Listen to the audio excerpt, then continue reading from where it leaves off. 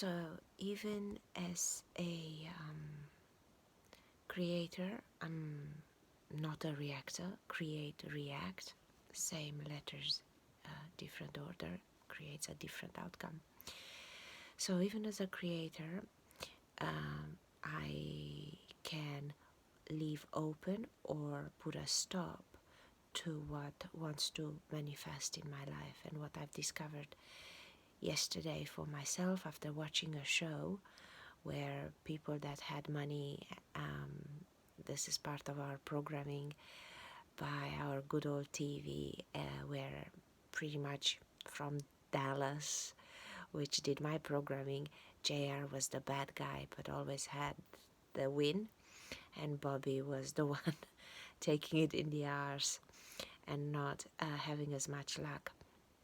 And because we all wanted to be good, we associate goodness with being stupid. We associate having integrity and being nice with not being smart enough and conniving enough to make the money. So we are programmed for poverty mentality, one thing. Now, from the perspective of retro-causality, where everything that has to happen has happened already and it's calling upon me. Yeah, it is calling upon me, but I can leave the door open or shut. So in the case of money, or in the case of whatever my deepest wish of the day seems to be, a wish that I'm obviously picking up with my antennas, of whatever wants to be born through me or come to be experienced through me, through who I am in this body, space and time. These things that want to be born, I can let them come, or I can shut the door and delay their arrival to this lifetime or the next, depending on each individual experience. So even though I recognize myself as a creator, the programming, so the left to right time-space continuum still affects me in my daily experience of life, of what we call reality. And programming can shut the door of that which wants to be born through me. And like I said, one of the programming I notice in people, majority of people associate being a conniving, backstabbing whore of magnitude in order to make money. Why? Because majority of us had little or no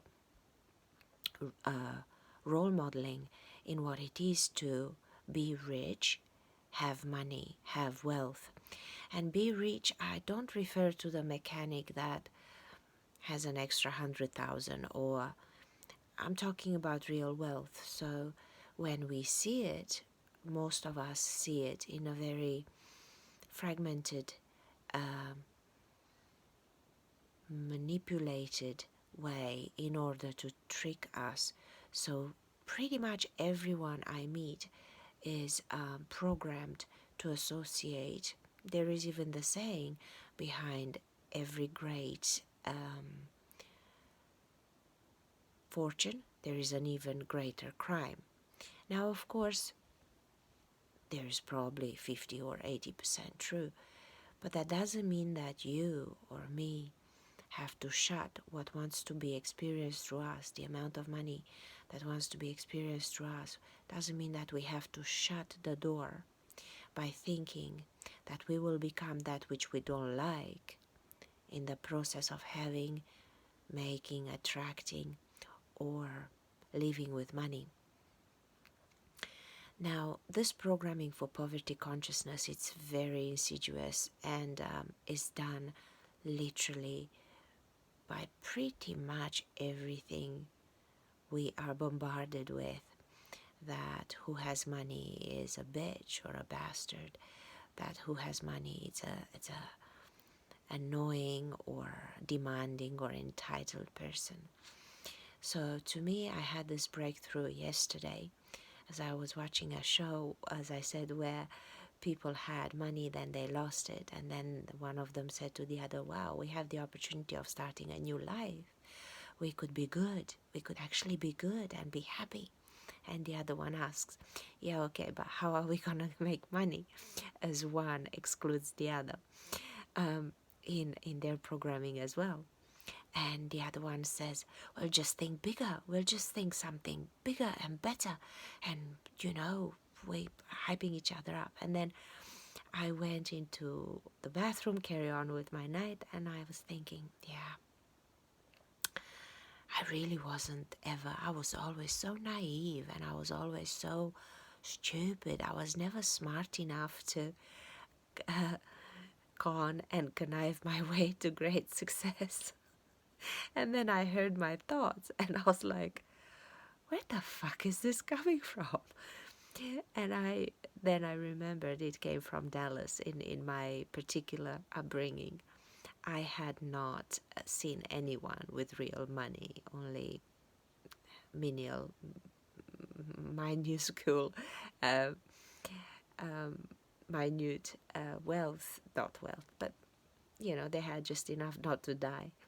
So I've not seen anything other than on TV what it is to be wealthy and have great wealth, and it was obviously portrayed in a subjective manner with a hidden agenda.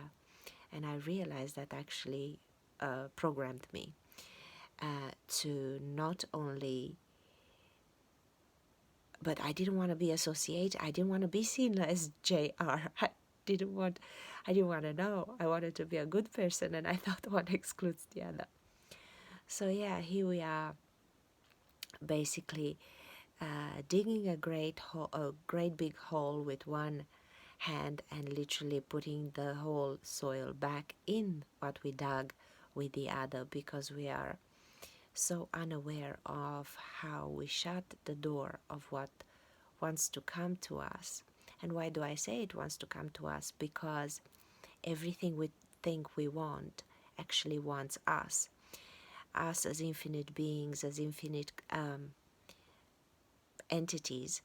We want for nothing, we lack for nothing, but through our body experience and body of experience, we've become a unique center of energy. And let's think from the perspective of a Mercedes. Let's say you want this fabulous Mercedes.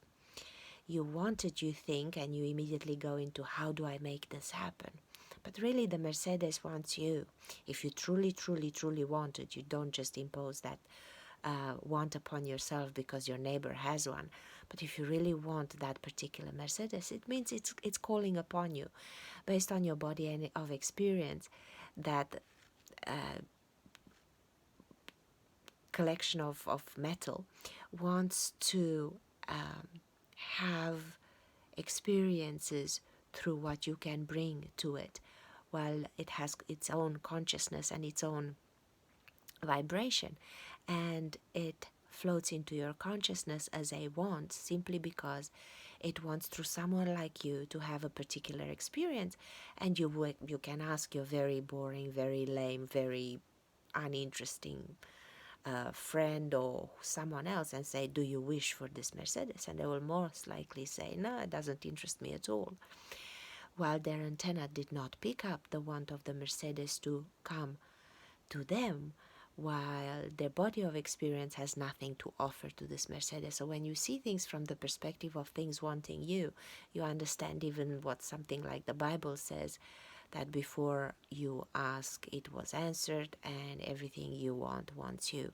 It is absolutely true. From the perspective of retro-causality, that which you think you want is not your want. That particular thing really wants to have an experience through your life because of your unique set of circumstances that makes you who you are. That's why not everyone wants the same exact thing.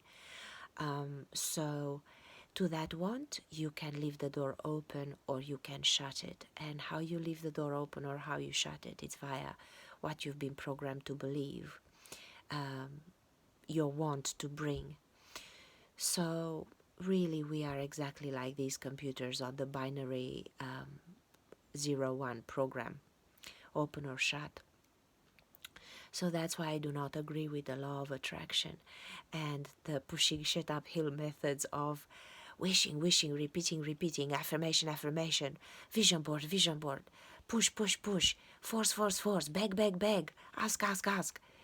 You're talking to yourself. Your higher self already knows, and if your want is true, then you will manifest it. Another thing with the want is a lot of people say, oh, I just want to win lotto. Why? Because they don't know what they want really. They never really explored it, and they said, oh, once I win lotto, then I'll figure it out what to make with it and off it. So they never do. They never win lotto, while this kind of thinking has absolutely nothing behind it. There is no energy behind it. They don't really want it. They just rationalized it that, oh, that would be a good way to figure out later what I want. So it never manifests. So they think, oh, I kept asking, I made a vision board, but nothing happened. This is why we're looking at it backwards.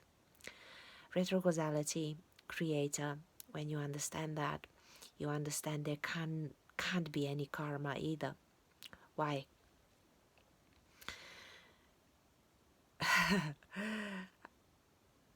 Example.